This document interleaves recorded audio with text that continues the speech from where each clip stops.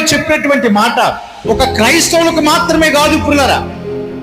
ఎప్పుడైతే యజమానురాలు గారు వచ్చి ఇంకా నీవు దూషించు ప్రభువుని అన్నప్పుడు యేబు గారు చెప్పిన మాట సమస్త మానవాళికి ఒక ఆదర్శమైనటువంటి మాటని గనక మనం చూస్తే ప్రియులారా, 2వ అధ్యాయం 10వ వచనంలో ఆయన అన్నాడు కదా, అందుకు అతడు మూర్ఖురాలు మాటలాడినట్లు నీవు మాటలాడుచున్నావు, మనము దేవుని వలన మేలు అనుభవించుదుమా, కీడును మనము అనుభవింప తగదా అనెను.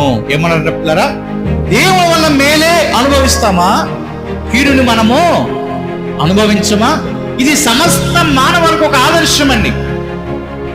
ప్రభువును నమ్ముకోవటం ద్వారా మన కష్టాలు వచ్చాయి అని ఇరుగు పొరుగు వారు చెప్పుకుంటున్నటువంటి వారికి, లేకపోతే మన బంధువులు అంటారేమో, నువ్వు ప్రార్థనకు వెళ్ళటం ద్వారా నీ కష్టాలు వస్తున్నాయి, ప్రభువును నమ్ముకోవడం ద్వారా